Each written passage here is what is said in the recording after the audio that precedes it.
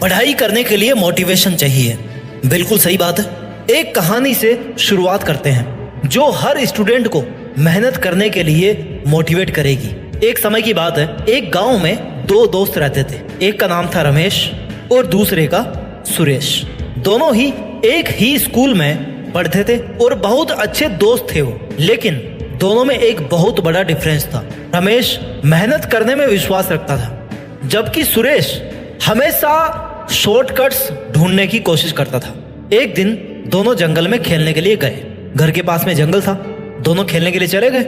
जंगल में उन दोनों ने एक बड़ा पेड़ देखा। उस पेड़ पर बहुत सारे फल लगे थे। दोनों ने सोचा कि अगर उन फलों को तोड़कर खा लेंगे ना तो उन्हें बहुत मजा आएगा। अब देखो, दो बंदे हैं, रमेश और सुरेश। दोनों की प्लानिंग अलग अलग है। रमेश ने क्या सोचा कि वो पेड़ की तरफ जाएगा और मेहनत करके फल को तोड़ेगा और फिर खाएगा। लेकिन सुरेश क्या था, उसने सोचा कि वो एक लंबी लकड़ी ढूंढ करके लाएगा ताकि उसे ज्यादा मेहनत ना करनी पड़े।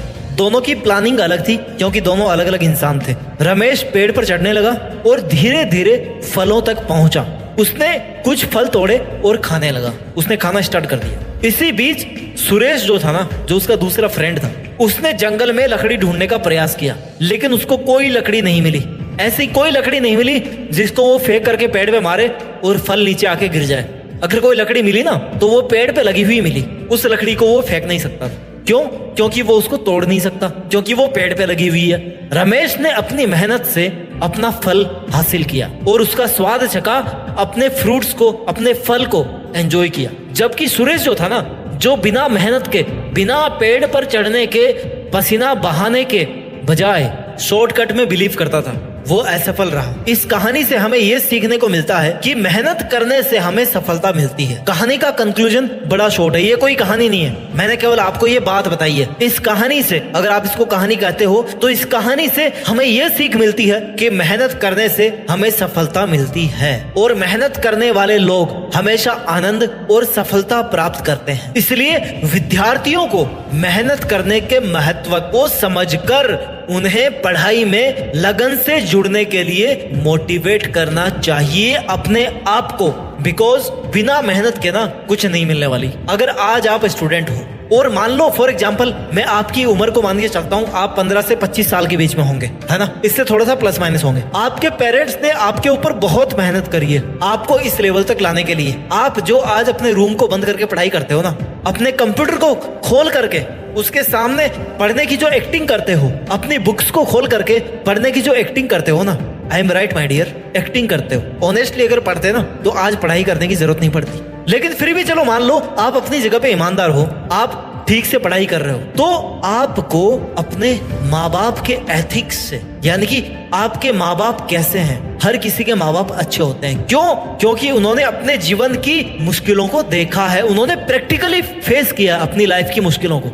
आपको अपने माँ बाप से मोटिवेट होना चाहिए। हर वो इंसान जो अपनी लाइफ में बहुत कुछ करना चाहता है, स्पेशली ये अगर वीडियो मैंने स्टूडेंट्स के लिए बनाया ना, जो स्टूडेंट्स अपनी लाइफ में बहुत कुछ करना चाहते हैं, उनको अपने माँ बाप की तरफ देखना चाहिए। उनके माँ बाप ने पुअर फाइनेंशियल कंडीशंस के बावजूद भी उनका पालन पोषण ऐसा किया है ना, जैसा ऐसा लगता है देखकर कि जैसे मान लो किसी अमीर आदमी ने अपने बेटे का पालन पोषण किया है। अगर कोई माँ बाप अपने बच्चे का ऐसे पालन पोषण करते हैं तो उस बच्चे की क्या जिम्मेदारी होनी चाहिए? उसकी पहली जिम्मेदारी होनी चाहिए कि वो अपने माँ बाप के एफर्ट्स को पहचाने, क्योंकि जब तक वो अपने माँ बाप के एफर्ट्स को नहीं पहचानेगा ना, तब तक उसकी जिंदगी में कुछ नहीं होने वाला अच्छा। तब तक वो अपने माँ बाप की जो मेहनत है ना, उसका कर्ज नहीं चुका सकता। आप अपनी इंपॉर्टेंस पहचानिए, अपने माँ बाप की इंपॉर्टेंस पहचानिए, क्योंकि उन्होंने अपनी लाइफ में इतने स्ट्रगल्स देखे हैं, इतनी मुश्किलें देखी है, जितनी आप शायद अगले 50 साल तक नहीं देख पाओगे। अगर इस दुनिया में कोई भगवान का दर्जा ले सकता ना, तो वो है केवल आपके माँ बाप, यानी कि योर पेरेंट्स।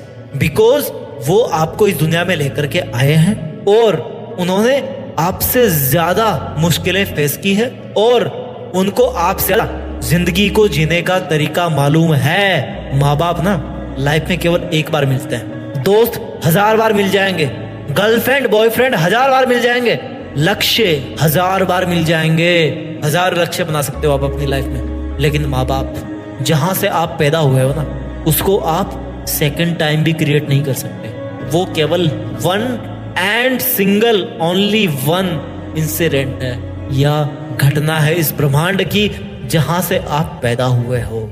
उस चीज को आप दोबारा क्रिएट नहीं कर सकते। आपको अगर पढ़ने के लिए छोड़ा गया ना तो आपको पढ़ाई करना है, इसमें कोई दूसरा ऑप्शन नहीं है। आपको पढ़ना है मतलब पढ़ना है यार, बिकॉज आप एक स्टूडेंट हो और स्टूडेंट होने के नाते आपका क्या धर्म बनता है कि आपको पढ़ाई करना है। श्री भागवत गीता में अर्जुन का क्या धर्म था कि वो अन्याय के खिलाफ लड़ाई करेंगे, वो अधर्म के खिलाफ लड़ाई करेंगे। उन्होंने लड़ाई करी और उनका नाम आज तक आप जानते हो। आप स्टूडेंट हो, आपका नाम ये दुनिया कब जानेगी? जब आप पढ़ाई पर ध्यान दोगे। No pains no gains. Sorry, अगर आपको बिना दर्द किए रिजल्ट चाहिए ना तो वो इस दुनिया में तो नहीं मिलने वाला, इस धरती नाम के ग्रह पे तो नहीं मिलने वाला भाई। कोई दर्द नहीं, कोई उपलब्धि नहीं। बहुत बड़ा यूनिवर्स है, चले जाना कहीं पे भी। इस धरती नाम के ग्रह पे तो आपको बिना दर्द के कुछ नहीं मिलने वाला।